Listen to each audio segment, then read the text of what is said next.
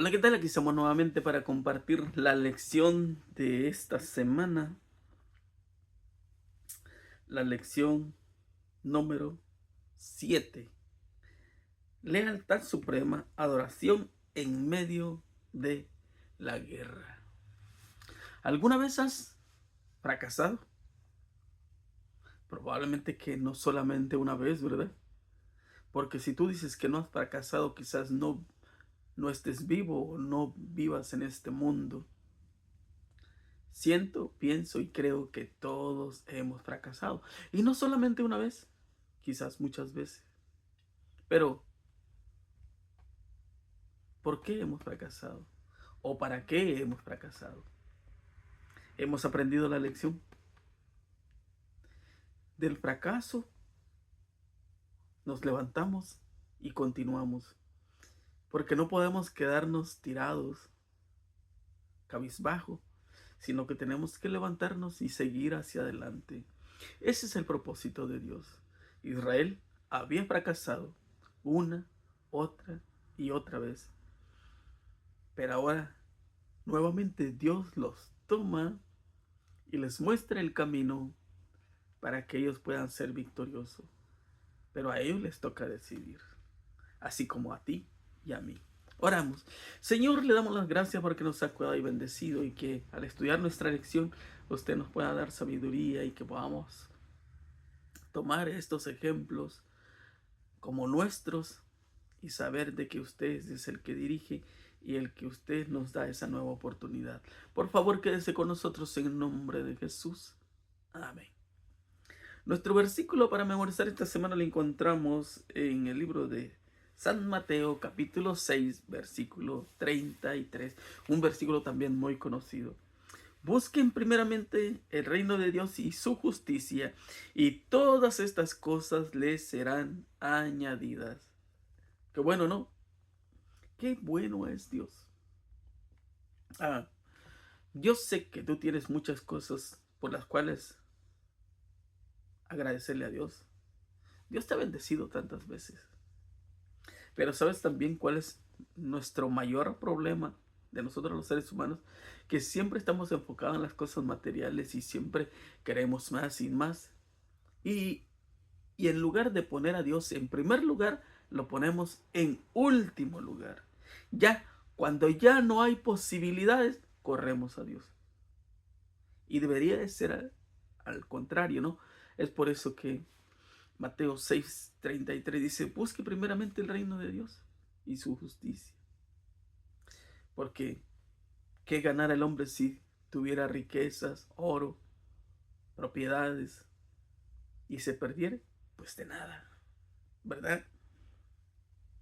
Esta semana vamos a estar estudiando a Josué 5, 1 al 9, Josué 5, 10 al 12, Josué capítulo 8, versículo 30 y 35 y Josué 18, 1 y 2. En nuestras ajetreadas vidas tendemos a enfocarnos en lo urgente y a menudo descuidamos dedicar tiempo de calidad a renovar nuestro compromiso con Dios y agradecerle. Y es cierto, ¿no? Tú sabes, desde que suena la alarma en la mañana, empezamos a correr y no nos da tiempo a veces ni de orar, mucho menos de estudiar. Andamos corriendo, correr y correr y correr. Ah, miramos en la lección pasada de que se enfocaba mucho eh, en el tercer mandamiento, ¿no? No tomarás el nombre de Jehová tu Dios en vano.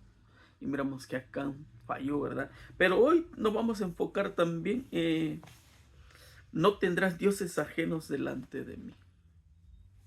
Y, y este mandamiento es muy importante porque probablemente tú dices, yo no adoro imágenes. Yo no tengo ninguna imagen. Pero ¿te has dado cuenta que muchas de las veces hacemos de nuestro Dios el trabajo? Hacemos de nuestro Dios la televisión.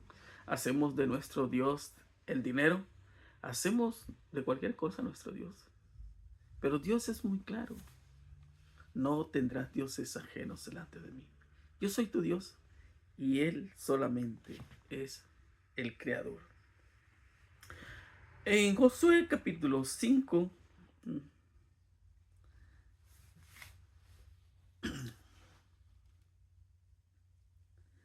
sabes que ya habían pasado el Jordán, pero ahora iban a ir a hacerle guerra a Jericó. ¿Y cómo? Es algo interesante esto de que ellos ya están disfrutando de la tierra de Canaán, pero hay muchos enemigos ahí. Y lo interesante de esto es lo que hace Josué.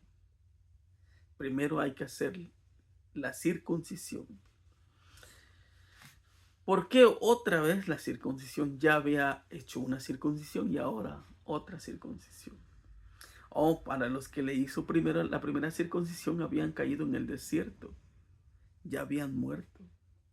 Ya ahora quizás había algunos de que pudieron mirar cuando se abrió el mar rojo, que estaban muy pequeños, pero vieron, tuvieron la experiencia, pasaron ahora el Jordán como Dios y su inmenso amor y poder. Gracias a eso lo lograron. Y ahora hacen algo de que la circuncisión. ¿Por qué la circuncisión? Podemos ver que esto también podía conllevar a de que podían ser derrotados tan fácilmente. Pero más sin embargo ellos no estaban pensando en la derrota. Porque por cuando tú tratas de consagrarte a Dios, piensas y crees en la victoria, ¿verdad? Ah, leemos y en el versículo 3, y Josué se hizo cuchillos afilados y circuncidó a los hijos de Israel en el collado de Aralot. Esta es la causa por la cual Josué los circuncidó. Todo el pueblo que había salido de Egipto, los varones y todos los hombres de guerra, habían muerto en el desierto por el camino después de que salieron de Egipto. Pues todos los que el pueblo habían salido estaban circuncidados, mas todo el pueblo que había nacido en el desierto por el camino después de que hubieran salido de Egipto, no estaba circuncidado, porque los hijos de Israel anduvieron por el desierto 40 años hasta que todos los hombres de guerra que habían salido de Egipto fueron consumidos por cuanto no obedecieron la voz de Jehová, por la cual Jehová les juró que no les dejaría ver la tierra de la cual Jehová había jurado a sus padres, que no daría tierra que fluye leche y miel a los hijos de ellos. Ahora, podemos mirar que esta generación ya se había acabado. Y ahora Dios quería hacer un nuevo pacto con ellos. Un pacto diferente, ¿por qué? Porque ahora ellos ya no son extranjeros, digamos, porque ya no están en Egipto, ya no están en el desierto. Ahora están en la tierra prometida. Es su pueblo, el pueblo elegido, el cual Dios había cuidado de todo mal en el desierto. Podemos también mirar que cómo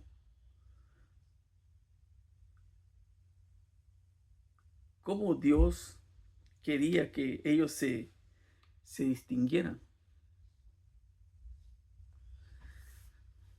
Esto conllevaba de que Dios les daba una nueva oportunidad también a ellos. No podemos salir a la guerra, no podemos ir a la guerra si Dios no va con nosotros. Y ellos no podían ser victoriosos si Dios no iba con ellos. Entonces, ahí estaban en la tierra prometida, pero ahí habían un montón de enemigos porque no los habían echado fuera. Y sabes lo interesante es de que cómo Dios dirige y cómo Josué también actúa. También podemos mirar, antes de que la nueva generación pudiera comprometerse con la posesión de la región, necesitaba ser plenamente consciente de su relación especial con Dios, con el dueño de la tierra. La renovación de la señal del pacto se produjo como respuesta al acto misericordioso y milagroso de Dios de llevar a Israel sano y salvo al otro lado del Jordán. Ahí estaba. Y es interesante Es interesante porque cómo ellos podían disfrutar de la presencia de Dios y disfrutar también de lo que Dios le había dado. ¿Sabes de que a veces tú puedas tener tu refrigerador lleno de comida, buenos alimentos, pero no disfrutas la comida? Como aquel que come frijoles, no, y sabes cómo los saborea cuando disfrutas la comida realmente. Ahora nos damos cuenta, ¿cómo van a disfrutar de esa tierra que fluye leche y miel si Dios no está con ellos? También sabes que si seguimos leyendo ahí en el versículo 10, y los hijos de Israel acamparon en Gilgal y celebraron la Pascua a los 14 días del mes por la tarde en los llanos de Jericó.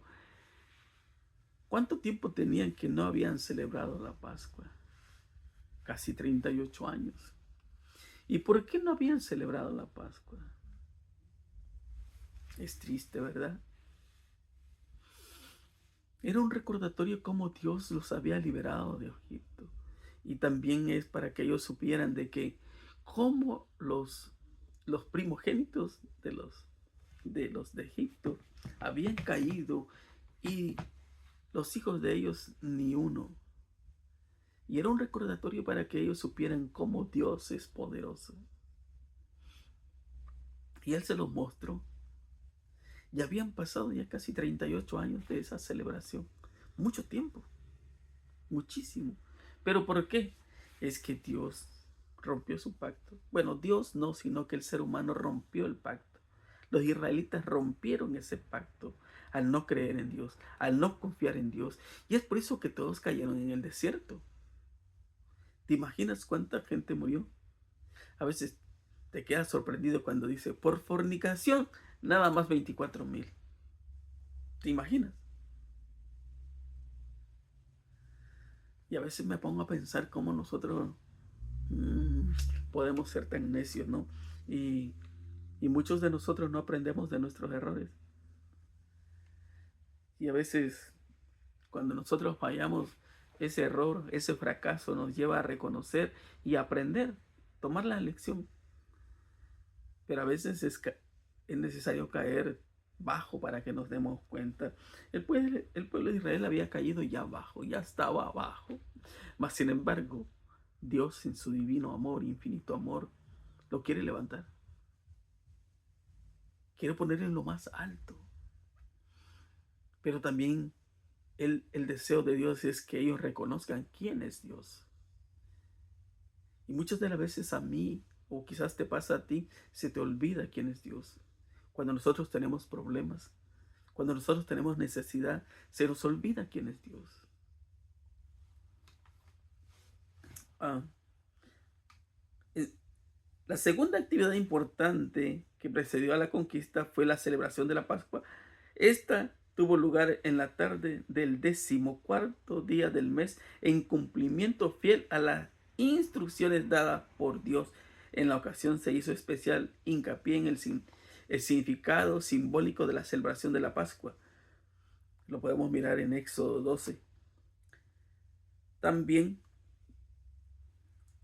dice, además, mediante el símbolo del cordero sacrificado, la Pascua no solo recordaba la redención de los israelitas de la esclavitud egipcia, sino también le enseñaba el cumplimiento antitípico de la ocasión en la muerte del cordero.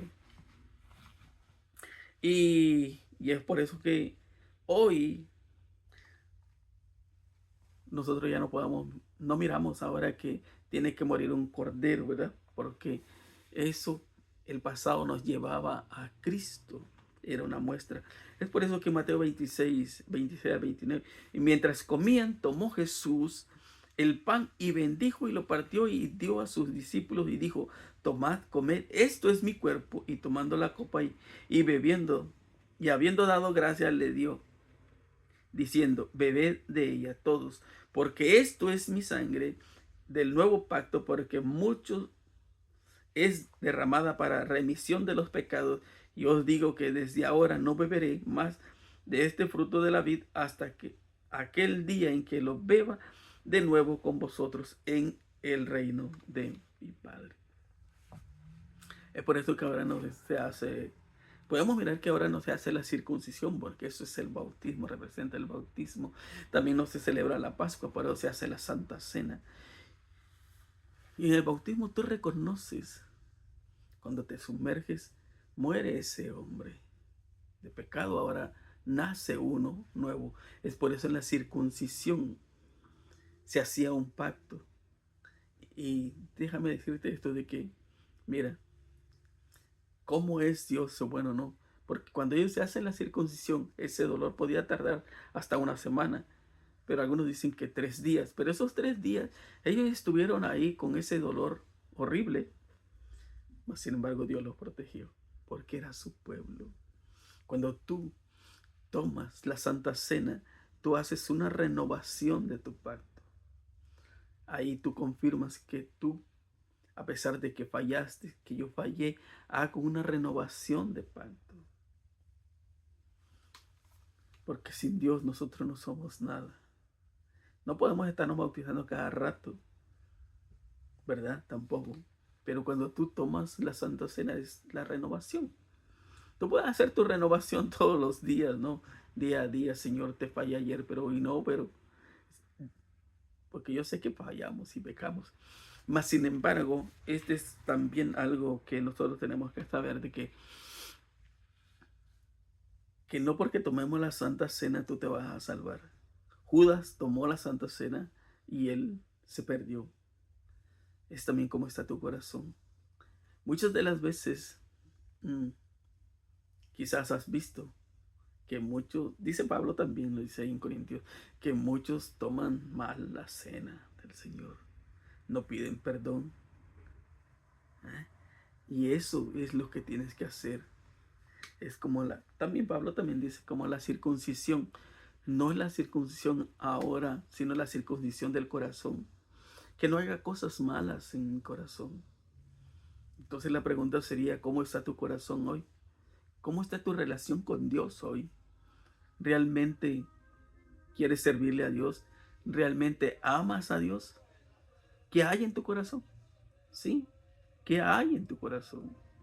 ¿Realmente en tu corazón está Dios? En 1 Corintios 11, 23 al 26, porque yo recibí del Señor lo que también os he enseñado, que el Señor Jesús, la noche que fue entregado, tomó pan y habiendo dado gracias lo partió y dijo, tomad, comed, esto es mi cuerpo que por vosotros es partido, haced esto en memoria de mí. Es algo que Él nos dejó también. Y en Apocalipsis 19:9, y el ángel me dijo, escribe, bienaventurados los que son llamados a la cena de las bodas del Cordero. Y me dijo, estas son palabras verdaderas de Dios. Él hace una promesa, ¿no? Ya no lo voy a volver a comer ahora aquí en la tierra, pero yo los espero allá en el cielo. Es una promesa que te hace a ti y me hace a mí. También la Pascua seguía por 7 días como fiesta de los panes ácimos. El primero y el último eran días de santa convocación durante los cuales no debía hacerse trabajo servil alguno. El segundo día de las fiestas se presentaban a Dios los príncipes de las primicias de las mies del año. La cebada era el primer cereal. En esa semana se hacía como algo especial de decir, en esta semana yo voy a orar tanto como sea posible para consagrarme a Dios. Es por eso cuando se hace la Santa Cena también se anuncia un mes o algunas veces hasta 2 meses antes para que cada uno pueda prepararse para tomarla. También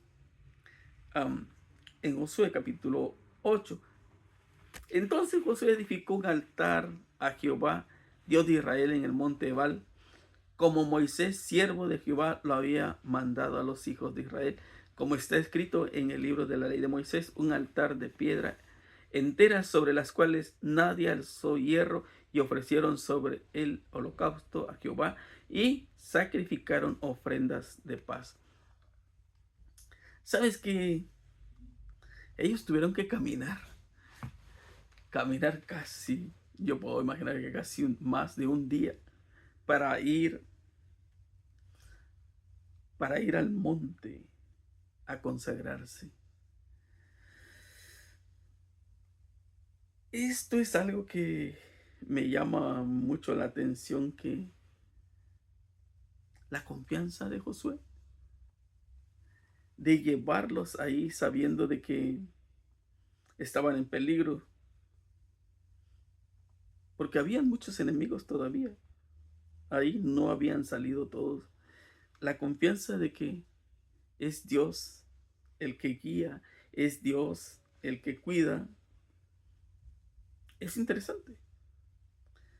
Vamos a leer un poquito el versículo 30.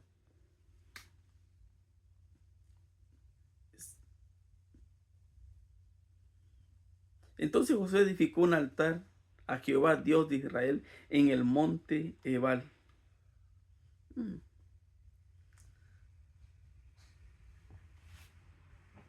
Ya el versículo 31, como Moisés, siervo de Jehová, lo había mandado a los hijos de Israel, como está escrito en el libro de la ley de Moisés, un altar de piedra entera sobre las cuales nadie alzó hierro, y ofrecieron sobre él holocausto a Jehová y sacrificaron ofrendas de paz.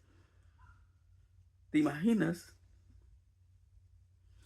Ahí iba a ser, como digamos, el evento más grande de, reunirse las 12 tribus y les volvió a leer todas las leyes, la ley de la salud, todas las leyes que estaban en el libro que Moisés había escrito, pero también los 10 mandamientos. Dice que como una copia empezaron a escribir. Josué escribió y les leyó. Y es interesante que estas 6 tribus aquí, 6 tribus al otro lado, y todos tenían que decir amén. Cuando le lee las bendiciones, estas son las bendiciones y estas son las maldiciones. Tú sabes cuáles son las bendiciones y cuáles son las maldiciones también.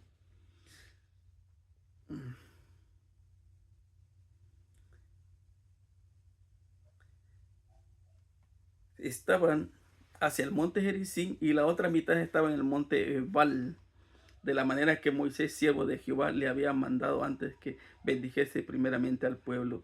Después de esto leyó todas las palabras de la ley, bendiciones y las maldiciones conforme a todo lo que estaba escrito en la ley. No hubo palabra alguna de todo cuanto mandó Moisés que Josué no hiciese leer mediante delante de toda la congregación de Israel y de las mujeres, de los niños, de los extranjeros que moraban en ellos. Ahora, ¿por qué se mencionan los niños y por qué se mencionan las mujeres? Porque todos necesitamos consagrarnos. También, mira, la importancia también de esto es de que como padres fallamos muchas veces. Hemos fallado como padres al no educar a nuestros hijos, a no consagrar a nuestros hijos. Y entonces la pregunta es, ¿dónde están nuestros hijos? ¿Qué hacemos por nuestros hijos? Esto es muy importante. ¿Hemos fallado? Sí. Muchas veces hemos fallado. Sí, hemos fallado. Nos hemos equivocado. Hemos tomado decisiones equivocadas. Y Dios no quería que sucediera lo mismo. Ya había sucedido una y otra y otra, y Dios quería que no volviera a suceder, y por eso que ahora están todas las personas ahí reunidas. Y ahí leen y ahí se comprometen. Y yo te pregunto, ¿qué tan comprometido estás tú con Dios? ¿Qué tan comprometido? Sabes que es interesante cómo nosotros podemos escuchar, um, por ejemplo, cuando el pastor está celebrando una boda, cuando él dice, los declaro marido y mujer. Y tú crees en la palabra. Tú crees en la palabra del juez cuando está en un juicio y dice, puede ser una u otra palabra, te declaro inocente o te declaro culpable. Pero ahora ponte a pensar en las palabras del que está hablando, que es Dios. Y él dice, todo lo que tú ves, yo lo crié. He aquí en gran manera todo es bueno. Mira, aquí están todas las bendiciones. Y cuando lees Deuteronomio 28, tú te puedes dar cuenta de que dice, los animales van a tener comida, vas a prosperar, el vientre de tu esposa va a ser bendecido. Puras bendiciones. Y ahora vienen las maldiciones. Si tan solo tú no obedeces, vas a saber a dónde vas.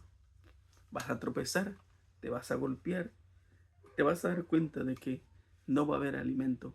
Pero no es porque yo quiera, dice Dios, sino porque son tus decisiones. Tú al final de cuentas decides qué es lo que quieres. Tú eres el que decides. También José prefigura a Josué, Jesús del Nuevo Testamento, cuya misión consistía, entre otras cosas, en conducir nuevamente a la humanidad a la obediencia a Dios. Para lograr este objetivo tuvo que entrar en conflicto con los poderes del mal.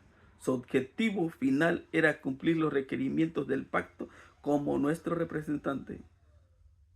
Porque todo dice en 2 Corintios 1:20, porque todas las promesas de Dios son sí en Él, porque decimos amén en Él para gloria de Dios.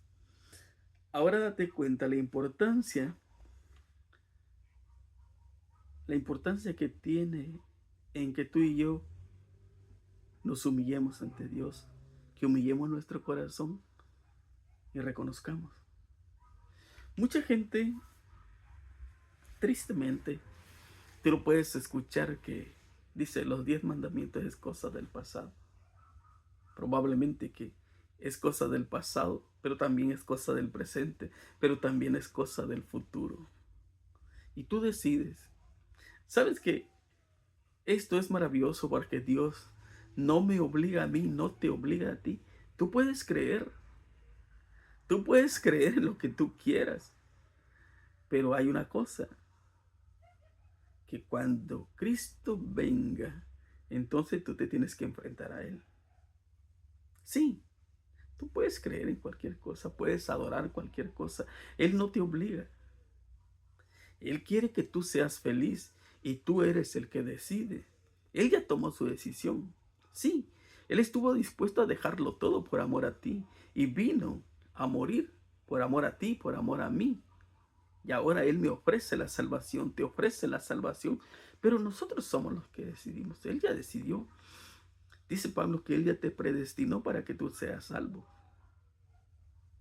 Aún antes de que tú y yo naciéramos, Él ya decía, yo te amo. Y te seguirá amando, aunque tú no le ames. Eso es lo extraordinario que nosotros podemos encontrar. El Señor está dispuesto a hablar a los que se presentan delante de Él con humildad. Sí. ¿Sabes?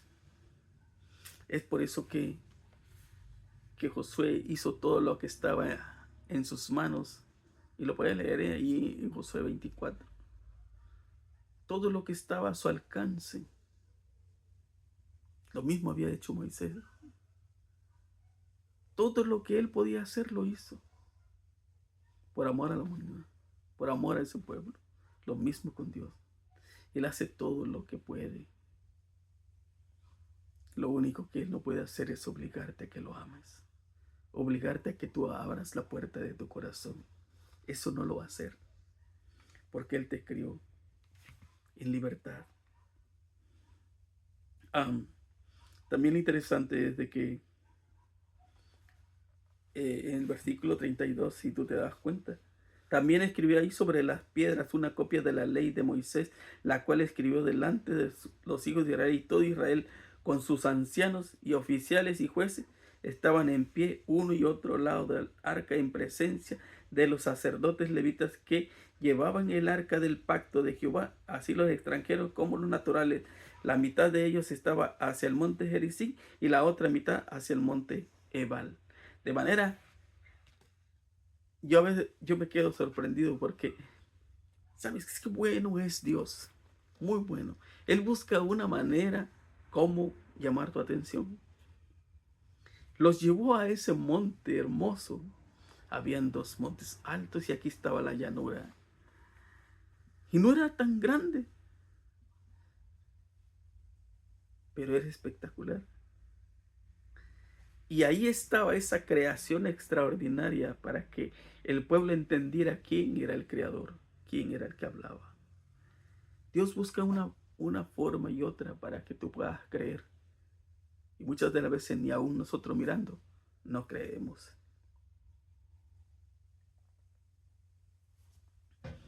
Entonces nos damos cuenta que es triste, ¿no?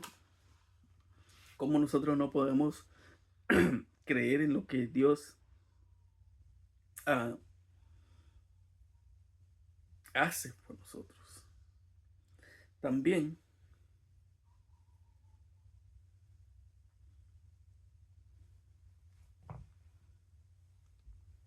dice, el sitio designado para este solemne servicio les era ya sagrado por su relación con la historia de sus padres. Ahí había levantado Abraham su primer altar a Jehová en la tierra de Canaán.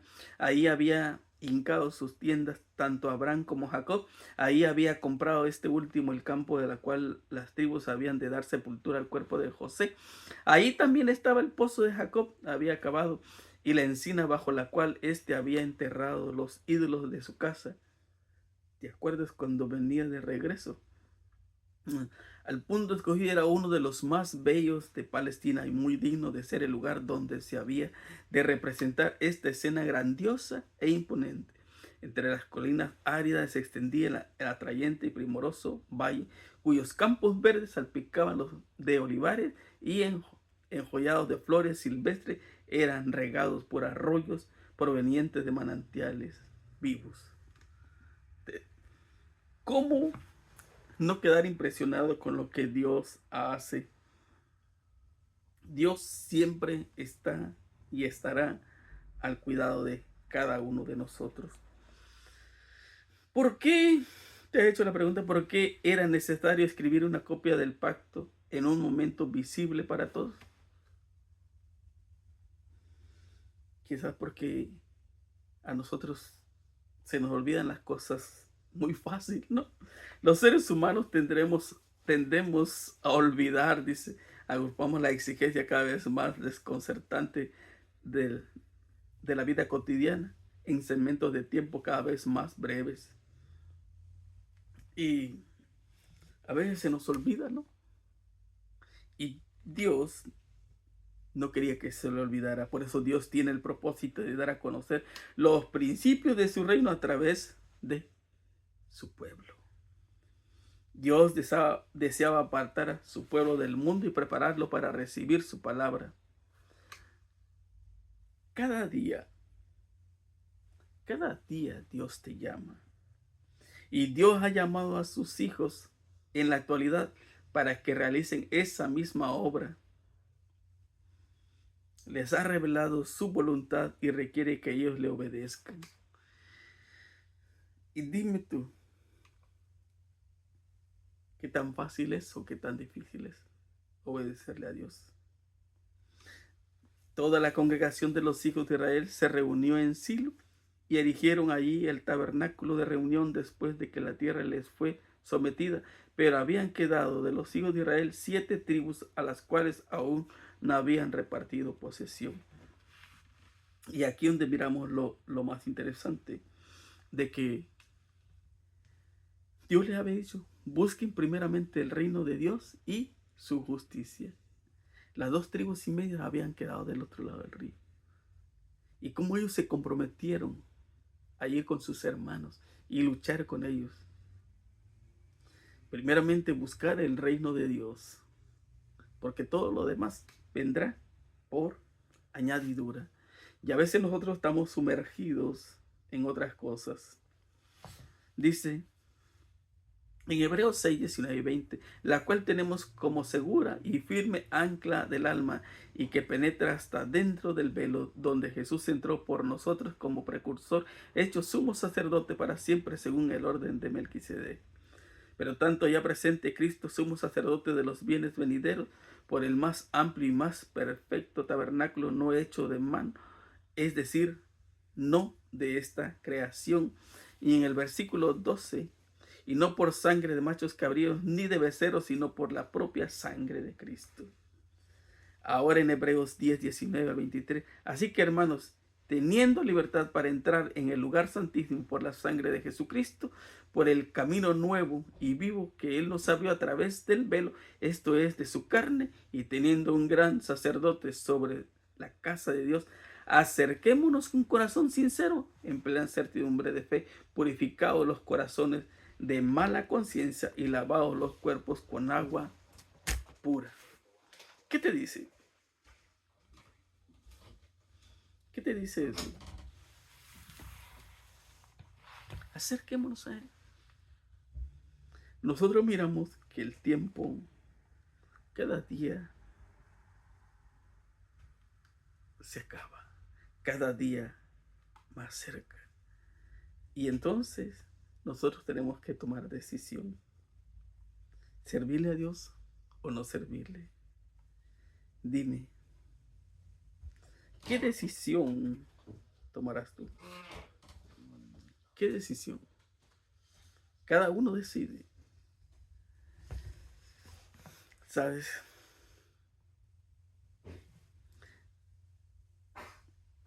Toda la congregación de los hijos de Israel se unió en Silo y erigieron ahí el tabernáculo de reunión después de que la tierra les fue sometida. Tal vez este lugar significa lugar de descanso, lugar de paz, porque durante 40 años habían caminado duro y había sido difícil. Podemos mirar que era el centro y que estaban protegidos, aislados y estaban en un territorio de la tribu de Efraín, la cual pertenece a Josué. Así como líder de la nación tendrá fácil acceso al santuario siempre que necesitará consultar a Dios de Israel. Las excavaciones han verificado la declaración de Josué 21:19, donde se indica que Silo estaba ubicada al norte de Betel y al lado oriente del camino que sube de Betel a Siquén.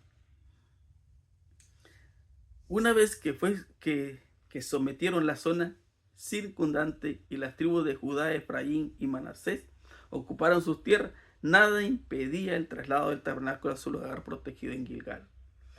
Ahora, ¿por qué el tabernáculo tenía que estar en el centro? ¿Por qué el lugar de reunión era en el centro? Para que todos pudieran acudir. ¿Sabe? Dios nos llama de una y otra manera. Sí. Nosotros podemos mirar hoy en día de que creemos que todo es difícil y que cada vez, en lugar de acercarnos, nos alejamos más. Pero si Dios me da una oportunidad y te da una nueva oportunidad, yo te pregunto, ¿no deberíamos tomarla hoy? ¿Por qué esperar mañana? Pablo dice, queda un reposo más. Queda un sábado más. Queda un descanso más. Y es para ti y es para mí. Muchos se quedaron en el desierto, tendidos, murieron. Y ahora te toca decidir, me toca decidir. De todo corazón, esperamos que tomes la mejor decisión. Que Dios nos ayude a tomar la mejor decisión. Vamos a orar. Señor, le damos las gracias por esta lección, por su amor, por su cuidado. Ayúdenos a confiar en su promesa y en su palabra. Gracias por escucharnos. En el nombre de Jesús. Amén. Mi hermano, mi amigo, nos vemos la próxima semana, si así Dios nos los permite. Bendiciones.